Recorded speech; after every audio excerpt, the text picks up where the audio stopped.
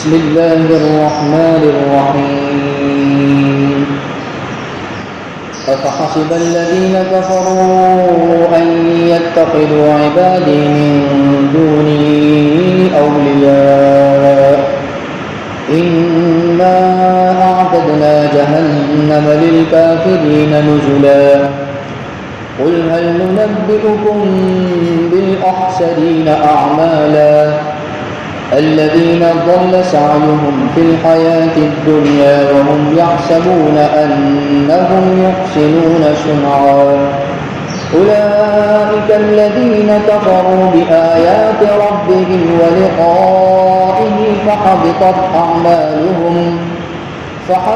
أعمالهم فلا نقيم لهم يوم القيامة وزنا ذلك جزاؤهم جهنم بما كفروا واتخذوا آياتي ورسلي هزوا صدق اللہ العظیم۔ کیا ان کافروں کا یہ گمان ہے کہ وہ میرے علاوہ میرے بندوں کو کارساز بنا لیں گے؟ بلا شبہ ہم نے کافروں کے لیے جہنم کا دسترخوان تیار کر رکھا ہے۔ آپ فرما دیجئے، کیا میں تم لوگوں کو ان لوگوں کے بارے میں بتاؤں جو اعمال کے اعتبار سے خسارے میں پڑے ہوئے ہیں، کہ یہ وہ لوگ ہیں کہ جن کی سعی، جن کی کوششیں دنیاوی زندگی کے اندر رائگاں ہو گئی، اور وہ یہ گمان کرتے رہ گئے ہیں کہ انہوں نے اچھے کام کیے،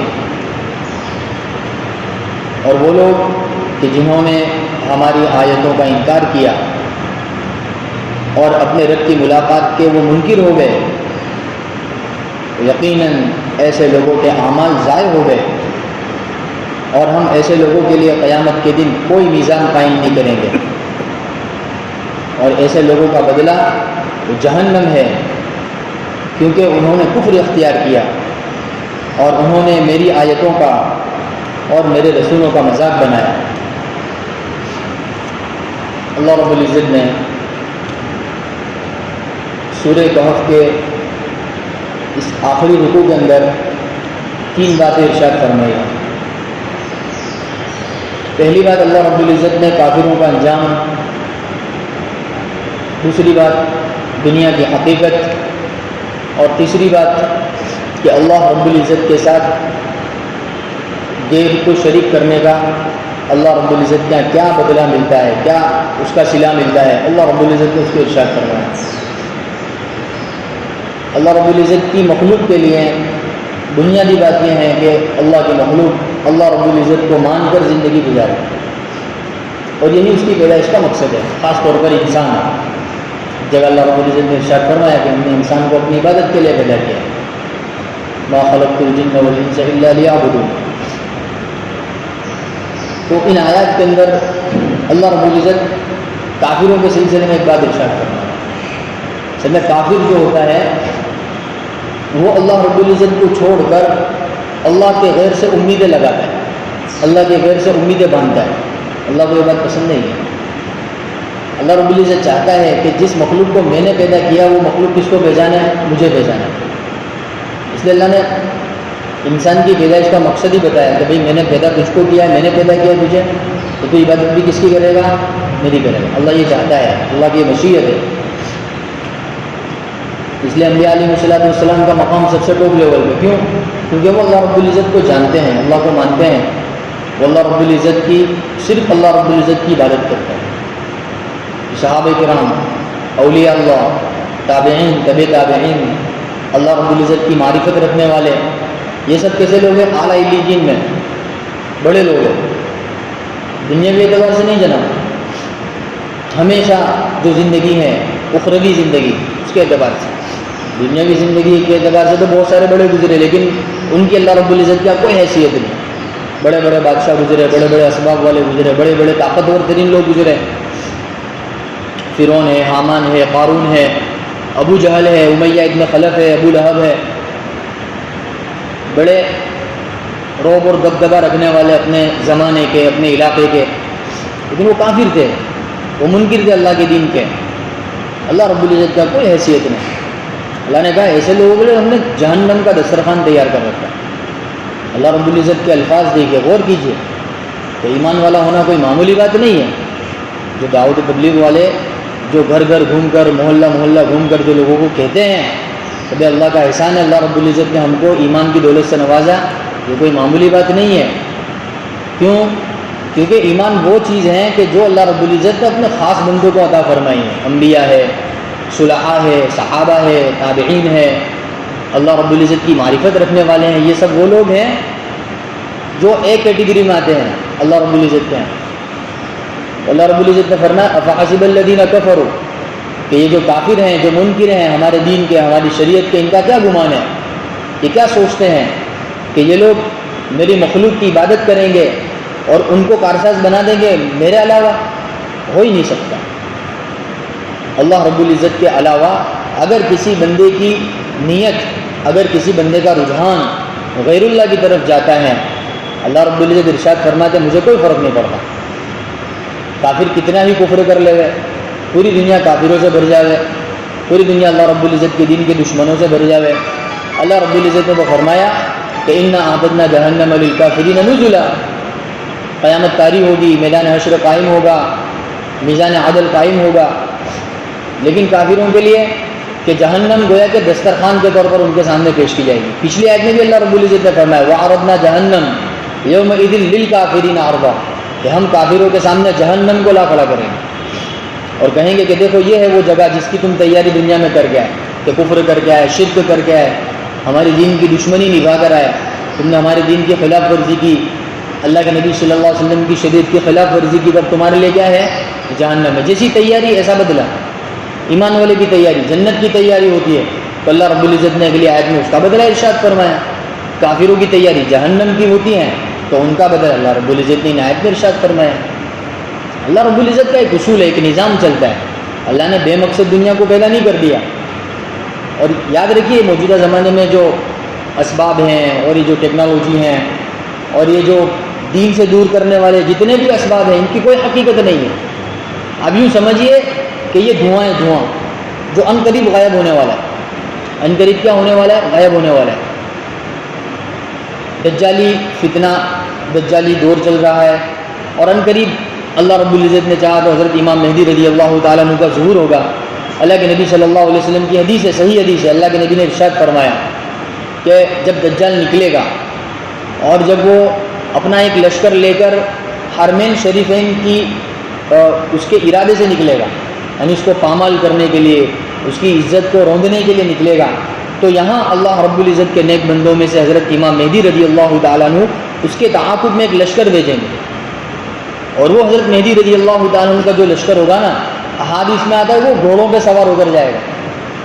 زمانہ کون سا چل رہا ہے؟ 2020 چل رہا ہے، ٹیکنالوجی کا زمانہ ہے، اسباب کا زمانہ ہے، ایک ملک سے دوسرے ملکوں میں جانا کوئی مشکل بات نہیں، ہزاروں کلومیٹر کا سفر گھنٹوں میں منٹوں میں طے ہو جا رہا ہے۔ کیا خیال ہے آپ کا کہ حضرت مہدی رضی اللہ تعالیٰ عنہ اپنے لشکر کو بھیج رہے اور وہ لشکر کس پہ جا رہا ہے؟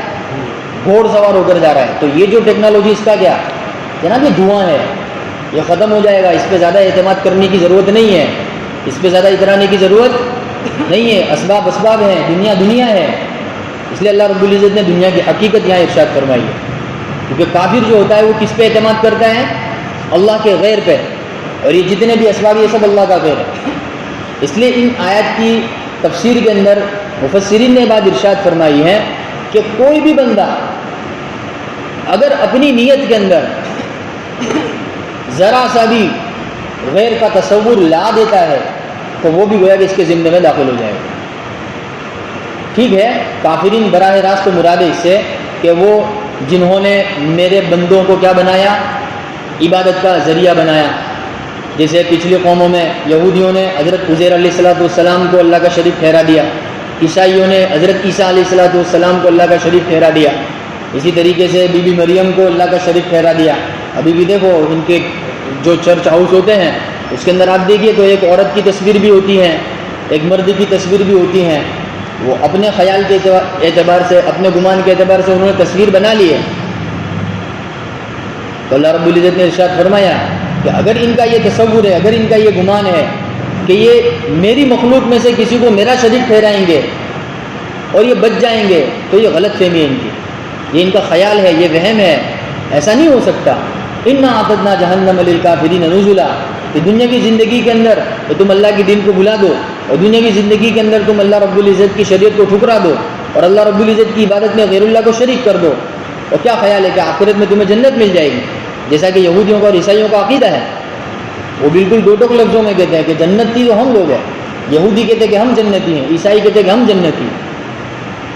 تو پھر جہنم اللہ رب العزت نے کس کے لیے بنائی ہے؟ اللہ رب العزت نے ان کی غلط فہمی دور کر دی ہے کہ اگر وہ خوش فہمی میں مبتلا ہے تو ان کی خوش فہمی بھی کو بھی اللہ رب العزت نے کیا کر دیا؟ دور کر دیا کہ انا اعتدنا جہنم للکافرین نزلا۔ اللہ رب العزت نے لفظ کا استعمال کرا ہے، نزل، عربی زبان کے اندر نزل دسترخوان کو کہتے ہیں۔ کس کو کہتے ہیں؟ دسترخوان کو کہتے ہیں۔ اصل میں جو بندہ خوش فہمی میں مبتلا ہوتا ہے نا، جس کو ہماری جیسے انگریزی زبان میں کیا کہتے ہیں؟ اوور کانفیڈنس، کہ وہ کچھ زیادہ ہی، تو یہ یہودی اور عیسائی اوور کانفیڈنس ہوگا، اور یوں سمجھنے لگے کہ ہماری ترقی جو دنیاوی اعتبار سے ہے یہ ہماری ہمیشہ کی ترقی ہے، اور ہمیشہ ہم کہاں رہیں گے؟ ٹاپ لیول پہ رہیں گے۔ اس لیے پہلے پارے میں اللہ رب العزت نے ان کا قول نقل کیا، وہ یوں کہتے ہیں کہ لن تمسنا النار الا ایاما معدودہ، کہ ہماری جو کچھ لفظیں کچھ غلطیاں ہیں، اگر ان غلطیوں کی وجہ سے اگر ہمیں عذاب بھی دیا جائے گا تو وہ یوں کہتے ہیں کہ وہ عذاب بھی چند گھنٹوں کا یا چند دنوں کا ہی ہوگا۔ لن تمسنا النار الا ایاما معدودہ، تو اللہ رب العزت نے ان کی خوش فہمی کو دور کر دیا اور یوں کہا کہ تم جنت کے دسترخوان کے امیدوار ہو، تمہارے لیے کون سا دسترخوان سجایا جائے گا؟ جہنم کا دسترخوان سجایا جائے گا۔ جتنی بھی ان کی خوش فہمیاں تھیں وہ سب کیا ہو گئی؟ اللہ رب العزت نے ختم فرما دی۔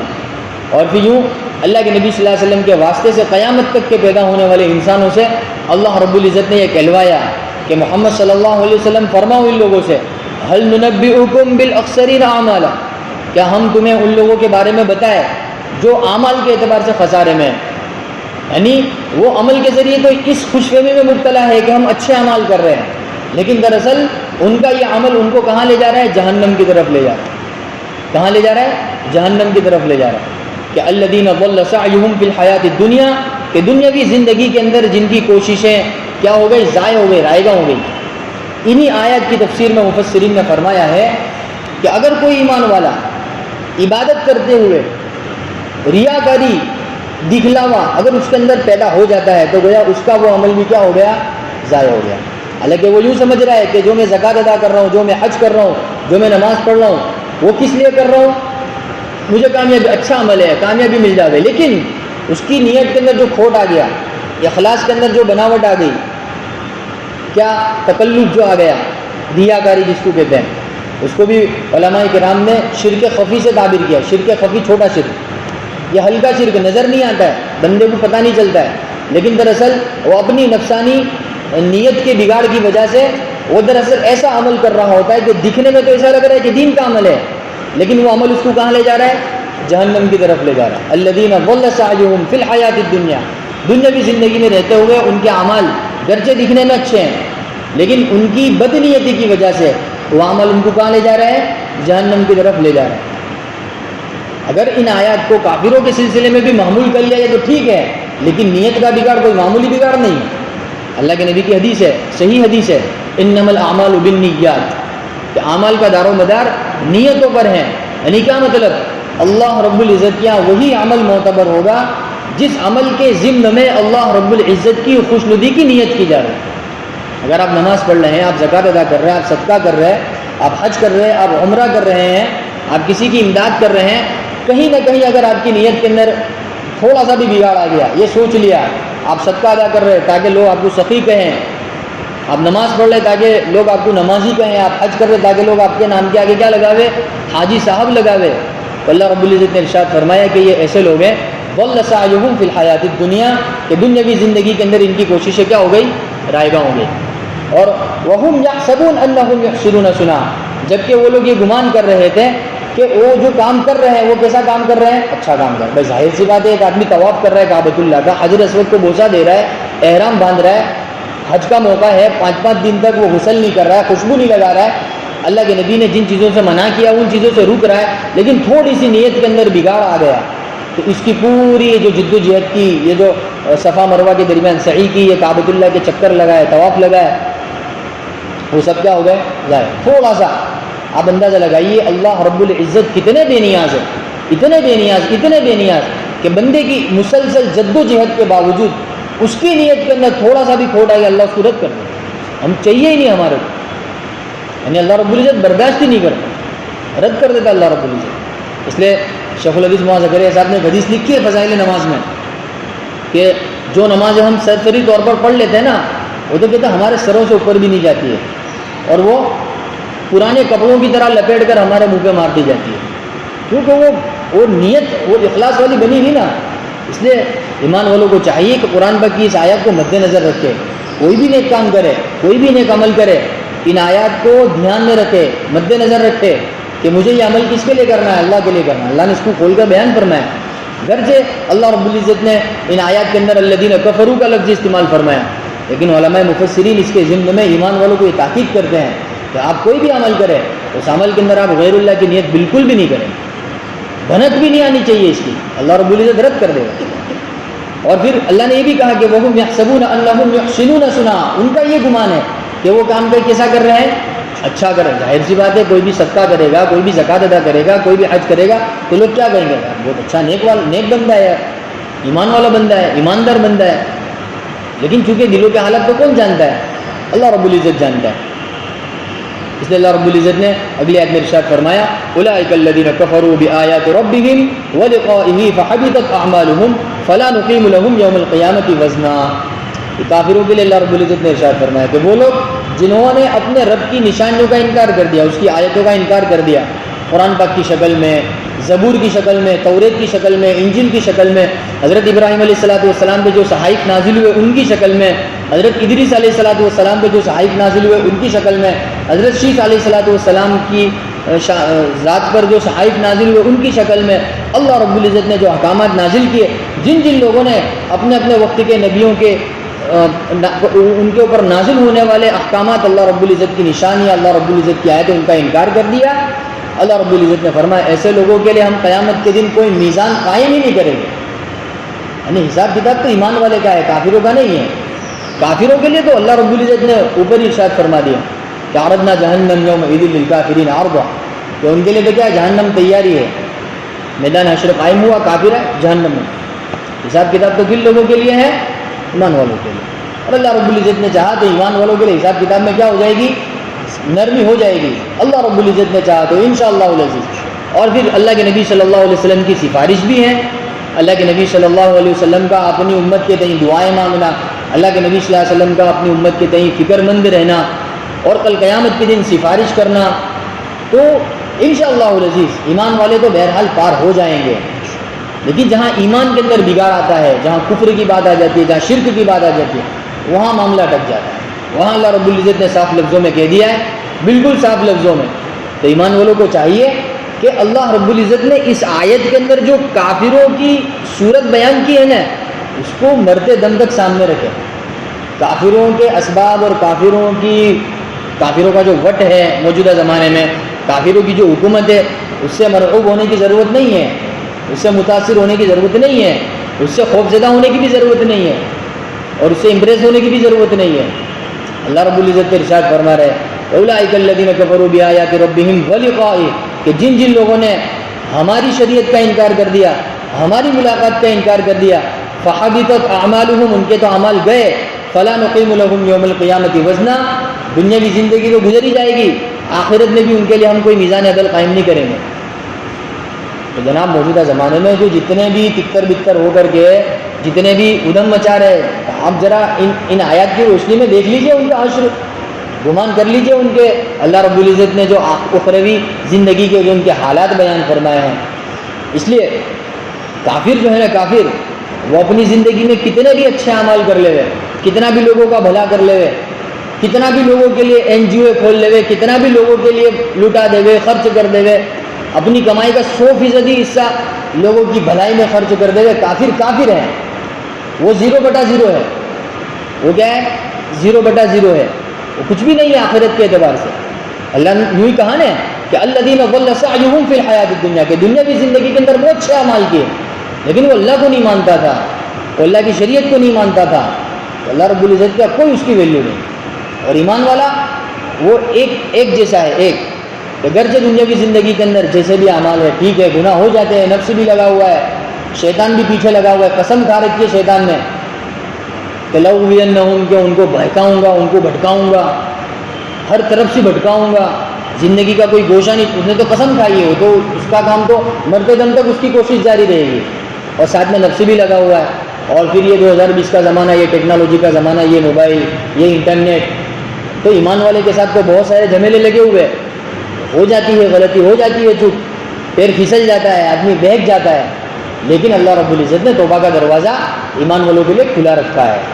لیکن کافر اگر کفر کی حالت میں مرا، وہ مرا، آخرت میں اس کے لیے کیا ہے؟ لا نقیم لہم یوم القیامت وزنا. یعنی کوئی ویلیو نہیں ہے اللہ رب العزت کے یہاں کافروں کی. اللہ کہہ رہا ہے لا نقیم لہم یوم القیامت، رسپانس بھی نہیں ملے گا اللہ رب العزت کے یہاں. یعنی ان کا کوئی حساب کتاب نہیں، اللہ رب العزت کے سامنے کھڑے ہونے کی حیثیت ہی نہیں ہے ان کی. ہم ان کے لیے کوئی میزان قائم ہی نہیں کریں گے. تو دنیا کی زندگی کے اندر کتنے بھی اچھے اعمال کیے، لیکن تھا تو کافر، تھا تو ہماری عبادت میں غیر کو شریک کرنے والا. اللہ رب العزت نے فرمایا لا نقیم لہم یوم القیامت وزنا. اور پھر تاکید در تاکید ذالک جزاؤہم جہنم. حالانکہ اللہ رب العزت نے اوپر 3 مرتبہ کہہ دیا کہ ہم نے کافروں کے لیے جہنم تیار کر رکھی ہے، ہم کافروں کے سامنے جہنم پیش کریں گے، ان کے عمل ضائع ہو چکے ہیں، ہم ان کے لیے میزان عدل قائم نہیں کریں گے. 3 مرتبہ اللہ رب العزت نے ارشاد فرمایا. 4تھی مرتبہ اللہ رب العزت تاکید کے ساتھ کہہ رہا ہے کہ ذالک جزاؤہم جہنم، کہ ان کی جزا کیا ہے؟ جہنم ہے. جب ایسی آیات پڑھنے میں آتی ہیں، سننے میں آتی ہیں، تو دل کو سکون ملتا ہے کہ اللہ نے ہم کو ایمان والا بنایا. بات سمجھنا ہے. اور چاہیے بھی کہ ہم ایمان والے بن کے رہے. دیگر جو سب باتیں ہیں اختلاف والی، اس کو چھوڑ دے گئے. یہ موجودہ زمانے میں اختلاف والی باتیں کرنے کا وقت تو دور نہیں ہے.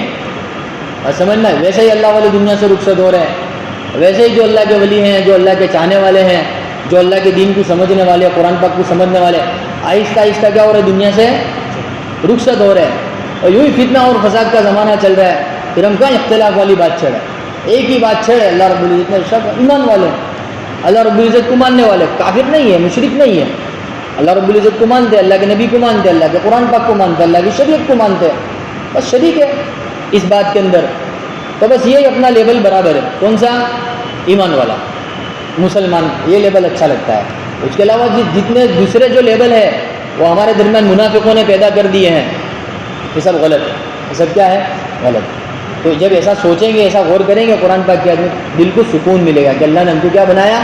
ایمان ہو. ورنہ لوگ نا امیدی میں مبتلا ہو چکے ہیں، لوگوں کی امیدیں پست ہو چکی ہیں، لوگوں کے حوصلے بالکل ختم ہو چکے ہیں، لوگ مایوس ہو چکے ہیں کہ اب کیا ہوگا، کیسا زمانہ چل رہا ہے. مسلمانوں کی جانیں خطرے میں، ان کے مال خطرے میں. کتنے لوگوں کو جیلوں میں ڈال دیا ہے، کتنے لوگوں کے خون ضائع ہو گئے، کتنے لوگوں کے مال ضائع ہو گئے، کتنے لوگ گھر سے بے گھر ہو گئے. حالات پہ حالات، لوگ مایوس ہو چکے ہیں. اب ایسے زمانے کے اندر بھی اگر اختلاف والی باتیں چھیڑی جاوے، اور ایسے زمانے کے اندر بھی وہ آنکھ لگائی بجھائی والی صفت اختیار کی جاوے، تو کیا ہوگا امت مسلمہ. اس لیے جناب جو اللہ رب العزت نے کافروں کا حشر بیان کیا، کبھی کبھی اس کے بارے میں غور کرنا چاہیے، اور اللہ رب العزت کا شکر ادا کرنا چاہیے کہ اللہ رب العزت نے ہم کو کیا بنایا؟ ایمان والا بنا. اللہ رب العزت ذالک جزاؤہم جہنم، کہ یہ ان کی سزا ہے، اور وہ کیا ہے؟ جہنم ہے. اور وہ کیوں ہے؟ کہ انہوں نے 2 صفتیں اختیار کی. ایک تو بما کفروا، کہ انہوں نے کفر اختیار کیا، اور واتخذوا آیاتی ورسولی ہزوا، اور بڑا جرم ان کا یہ تھا کہ انہوں نے ہماری آیتوں کا اور ہمارے رسولوں کا مذاق بنایا. کیا بنایا؟ یہ مذاق بنایا. دیکھو جو دوسری صفت ہے نا، بعض جگہ مسلمانوں کے اندر بھی یہ صفت پائی جاتی ہے. بھائی بما کفروا، چلو ٹھیک ہے کافر ہیں، لیکن ایمان والا بھی بسا اوقات اپنی جہالت کی وجہ سے، اپنی کم علمی کی وجہ سے وہ دین کا مذاق بنا دیتا ہے. اپنی جہالت کی وجہ سے ایمان والا کیا کر بیٹھتا ہے گا؟ دین کا مذاق بنا بیٹھتا ہے. اللہ رب العزت نے کہ وہ لوگ کہ جنہوں نے ہماری آیتوں کا اور ہمارے رسولوں کا مذاق بنایا. تو ایک تو یہ ہے کہ کھلے طور پر اللہ کے دین کا اور اللہ کے رسولوں کا مذاق بنانا، جیسے یہودیوں نے بنایا، مشرکوں نے بنایا، کفار مکہ نے اللہ کے نبی صلی اللہ علیہ وسلم کا بہت مذاق بنایا، عیسائیوں نے حضرت عیسیٰ علیہ السلام کا بہت مذاق بنایا. تو ان کے جو نہ ماننے والے تھے انہوں نے اللہ کے دین کی بہت زیادہ مخالفت کی. لیکن کہیں نہ کہیں ان کے ساتھ مشابہت ایمان والوں کے اندر بھی پائی جاتی ہے. وہ کس وجہ سے؟ جہالت کی وجہ سے. آدمی کو مکمل علم نہیں ہوتا ہے، آدمی اللہ کی آیتوں کو نہیں جان رہا ہے، لیکن وہ پھر بھی کیا کر رہا ہے؟ اس کے اندر دخل اندازی کر رہا ہے. اللہ رب العزت کے احکامات کے اندر کیا کر رہا ہے؟ وہ دخل اندازی کر رہا ہے اپنی رائے کے ذریعے، اپنی کج فہمی کے ذریعے، اپنی کم علمی کے ذریعے. تو وہ کیا کرتا ہے؟ کہیں نہ کہیں کسی نہ کسی درجے میں وہ اللہ کی شریعت کا، اللہ کے دین کا مذاق بنا بیٹھتا ہے. تو صحابہ کا مذاق بنا بیٹھتا ہے، اللہ کے نبی صلی اللہ علیہ وسلم کی سنتوں کا مذاق بنا بیٹھتا ہے، اسے پتہ نہیں چلتا ہے. اس لیے ان سب چیزوں سے کیا کرنی چاہیے؟ اللہ رب العزت کی پناہ مانگنی چاہیے. جیسے شیطان سے پناہ مانگتے ہیں نا، اعوذ باللہ من الشیطان الرجیم، کہ اللہ رب العزت میں تجھ سے پناہ چاہتا ہوں شیطان مردود. تو اسی طریقے سے اللہ کے دین کا مذاق بنانے سے اور اللہ کے رسولوں کا مذاق بنانے سے اللہ رب العزت کی کیا مانگنی چاہیے؟ پناہ مانگنی چاہیے. کیونکہ شیطان نے قسم کھا رکھی ہے جناب. شیطان کیا کرے گا؟ وہ ہم کو اکسائے گا، اور ایسا اکسائے گا کہ ہم کو ہماری نظر میں بڑا بنا دے گا. ہماری نظر میں کیا بنا دے گا؟ بڑا بنا دے گا. اور پھر ہم نے اپنے آپ کو بڑا سمجھ لیا، اب پھر ہماری زبان سے ایران قرآن کی باتیں نکلے گی تو وہ بالکل دین کے خلاف ہوگی، اللہ کے نبی صلی اللہ علیہ وسلم کی لائی ہوئی شریعت کے خلاف ہوگی. تو آپ جس شریعت کو اللہ کے نبی نے پیش کیا، آپ اس کے اپوزٹ میں ایک دوسری بات پیش کر رہے ہیں، تو گویا کہ نعوذ باللہ من ذالک آپ اللہ کے دین کو کھیل سمجھ رہے ہیں، آپ اس کو مذاق سمجھ رہے ہیں. کہ اللہ کے نبی صلی اللہ علیہ وسلم جو ارشاد فرما رہے ہیں، آپ اس کے خلاف بول رہے ہیں. تو گویا کہ آپ اللہ کے نبی صلی اللہ علیہ وسلم کی شریعت کا کیا بنا رہے ہیں؟ مذاق بنا. اس سے پناہ مانگنی چاہیے. تو جناب خاموشی بہتر ہے. اللہ کے نبی کی حدیث ہے کہ من سکت نجات، جو خاموش رہا اس نے کیا پالی؟ نجات پالی. یہ ایسا ہی نہیں کہا اللہ کے نبی صلی اللہ علیہ وسلم نے، یہ ایسے لوگوں کے لیے اللہ کے نبی صلی اللہ علیہ وسلم نے ارشاد فرمایا کہ جن کے پاس مکمل علم نہیں ہے، اللہ کے احکامات کی مکمل معرفت نہیں ہے، جو اللہ کے نبی صلی اللہ علیہ وسلم کے لائی ہوئی شریعت اور اللہ کے نبی صلی اللہ علیہ وسلم کے لائے ہوئے احکامات اور سنت اس سے اچھی طرح واقف نہیں ہے، اور پھر وہ اپنی زبان سے لب کشائی کر رہے ہیں، گفتگو کر رہے ہیں، تو گویا کہ وہ خسارے میں پڑنے والا ہے. بالاخسرین اعمالا، کہ وہ عمل کے اعتبار سے کیا ہو جائیں گے؟ خسارے میں پڑ جائیں گے. حالانکہ یحسبون انہم یحسنون صنعا، حالانکہ وہ یوں سمجھ رہے ہیں کہ ہم بہت اچھا کام کر رہے ہیں. ہم کیا کر رہے ہیں؟ بہت اچھا کام کر رہے ہیں. اس لیے جناب اگر اپنے کو سمجھ میں نہ آئے تو کیا کرنے کا؟ خاموش رہے.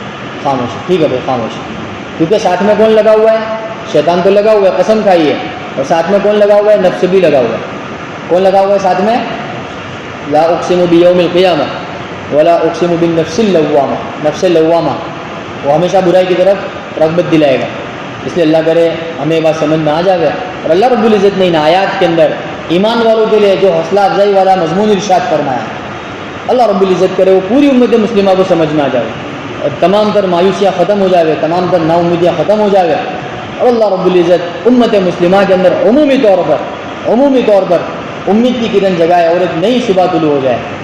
سبحان اللہ و بحمدہ، سبحان اللہ.